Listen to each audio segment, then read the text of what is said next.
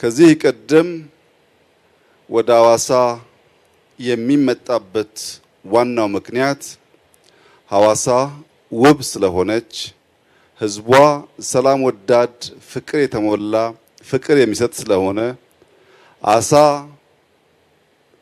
በቀላሉ ከሐዋሳ ሐይቅ ወጥቶ የሚበላበት ቡርሰሜ የሚገኝበት ቅቤ ያማረው መጥቶ ቡርሰሜ የሚቀምስበት ጩከም የሚበላበት ወክ ሲደረግ በጣም ነፋሻማ የሚያምር የአየር ጠባይ ስላለ በከባቢው ማህበረሰብ ልማድና ባህል ሁልጊዜም ወደ ሐዋሳ ሰው ደስታን፣ ሰላምን፣ ፍቅርን እና ቅድም የጠቀስኳቸውን የምግብ አይነቶች ለመቅመስ፣ ለመዝናናት፣ ለመደሰት ይመጣ ነበር።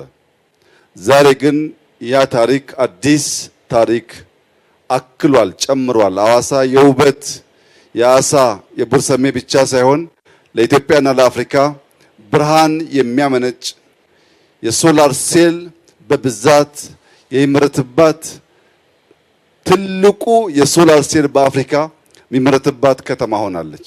ለዚህም ሐዋሳዎች እንኳን ደስ ያላችሁ ለማለት እወዳለሁ።